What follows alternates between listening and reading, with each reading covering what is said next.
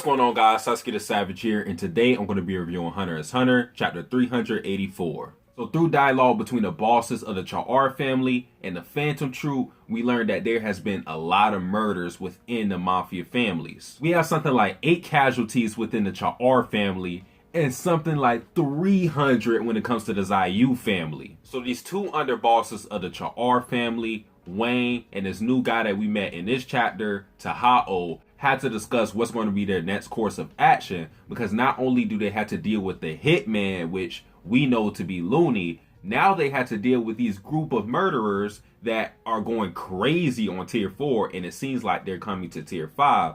And we can kind of guess as readers that that's probably Morena's group. And these seemingly independent murders might cause an even bigger problem, because the Mafia has this rule in place to where basically this is the whole rule. And the Phantom Troop even said, yeah, this is fucking stupid. And I agree, but this is the rule. If a member of a Mafia family wants to harm another member of a different Mafia family, what the bosses have to do is basically check in with one another. And they can do this after the murder occurs, but they just have to check in within 24 hours. And once the boss of the Mafia family checks in with the other boss of the Mafia family, what they then do from there is basically negotiate and try to make up. The peace offering can be money, or it can be something like an eye for an eye. Like, for example, if one of my guys kills another Mafia boss's guy, then I can be like, okay, I understand. I'll kill 2 of my guys, and then we're all chill after this. Now, with this stupid rule, before negotiations can be even thought of,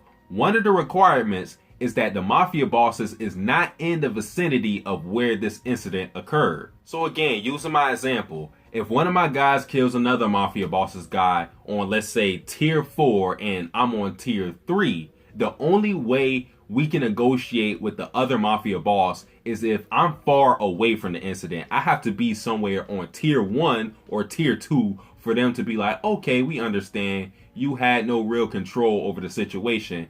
Let's talk. So if a Mafia boss is in the near vicinity of where one of their members killed another Mafia member and they didn't check in or anything like that, then it's pretty much all out war. And when I say all out war, I mean all out war, because these guys classify this as killing each other until one Mafia boss is left standing. Now the Phantom Troop is in this whole conflict because they still want to figure out information about Hisoka, and they feel like the Cha'ar family can give them this information, so they're willing to kill Morena's group if it means that they get the information on Hisoka. And I think it was Sphinx who casually said that, hey, the Phantom Troop can just kill Morena and this all-out war won't mean anything. The Phantom Troop doesn't want an all-out war, because once this happens, members of the all-out war can't cooperate or talk to anybody else outside of their Mafia families. So if an all-out war were to happen, they would not have any more incoming information on Hisoka from these other Mafia families. So if Morena is in tier 3, tier 4, or tier 5,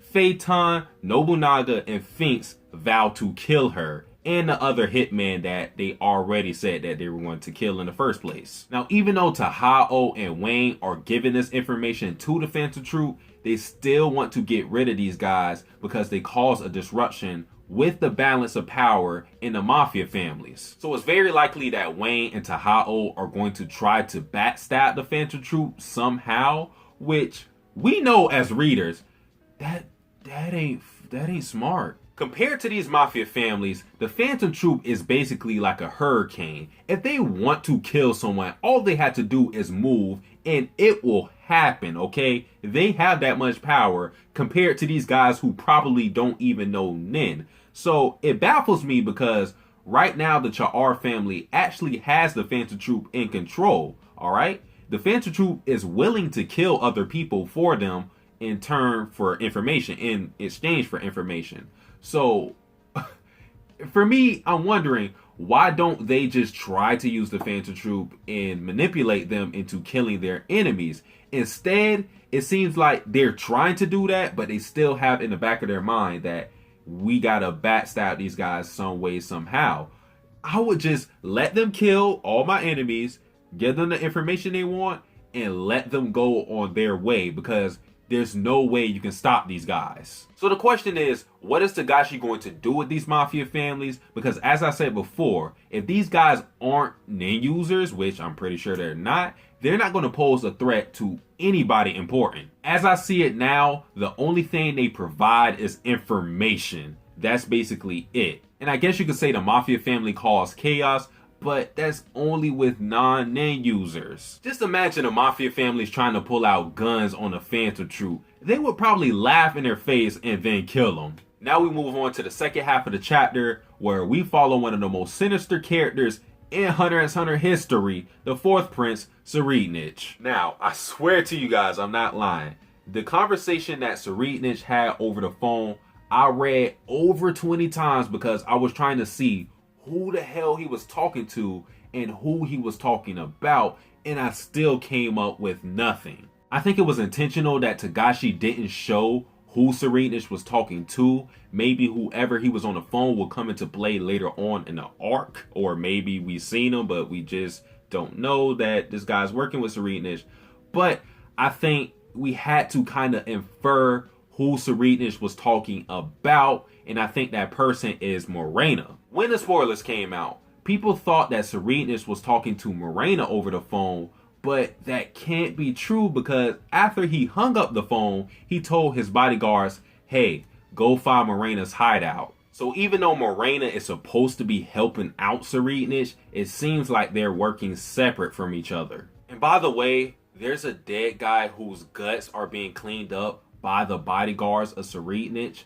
I don't know if we're supposed to take anything from that, but I'm just sitting here like, wait, who the hell is this dead guy? And in the panel before the guts are being cleaned up by the bodyguards, we see tools like knives, and I think we see a hammer. And it's weird because I'm thinking, did Sareetnich or somebody else just torture this guy and then kill him? Like, what's going on with that? And after all of those shenanigans, Sareetnich goes back to his nin training with Theta, and Theta, baby girl, it's over. Like, it's done.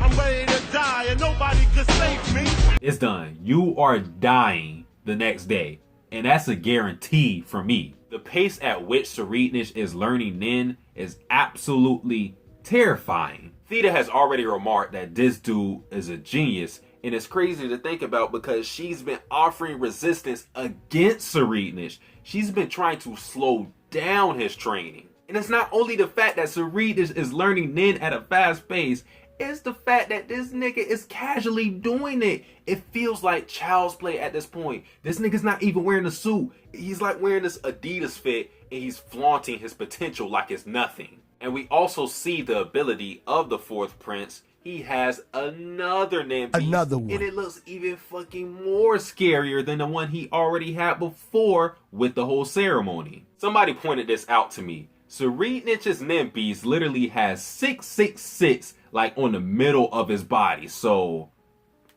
I'ma just leave it at that. After Theta realizes that Sareetnich is the embodiment of evil, she switches gears and decides, instead of slowing down his training, let me speed it up. Now Theta does this because she wants to teach Sareetnich Zetsu, and in Zetsu, Sareetnich's nin beasts can't do anything. They won't even appear. So it seems like Theta plans to kill Sareetnich in the moment that he's in Zetsu to get rid of this evil motherfucker. And we as readers know that that plan isn't going to work, and Theta is probably going to die very, very soon. And that was basically the whole chapter. Now let me get into some things I found to be interesting. Everything that we've seen in this chapter happened on day 5, so this all happened before the banquet. So what I was thinking was, will Theta's attempt in trying to kill the fourth prince be interrupted by Melody? Because of course in chapter 383, Melody plays her flute over the intercom and all of the princes and the bodyguards can hear that.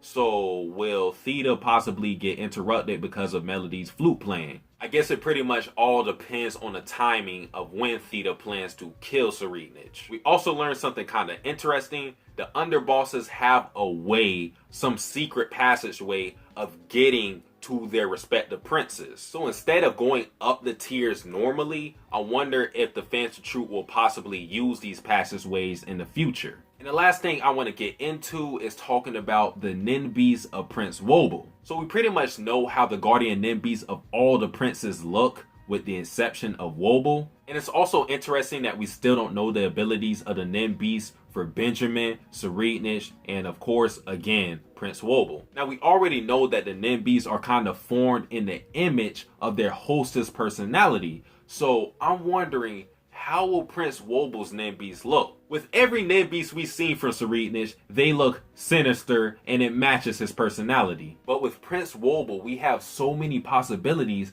because she's a baby. The thing about babies is that they are selfish creatures, okay? If they are hungry, if they are cold, they will keep crying until their needs are satisfied. We're not going to have any personality indicators for a damn baby. All we know is that babies are selfish, so will Prince Wobble's Ninbis also reflect these selfish needs? And also knowing that these Ninbis are influenced by the emotions of their hosts, it becomes problematic because, again, Prince Wobble is a baby, and what we know about babies is that their emotions can change very quickly. We've seen it with Prince Mariam after the death of his sister Momose. We've seen how his mood drastically changed the form of his Ninbis, and Prince Wobble being a baby changes the whole game because his Ninbis can change forms throughout the day, because we know babies can go from being boo-boo crying to happy in the next second. And that pretty much wraps up everything I have to say about this chapter. And also, guys,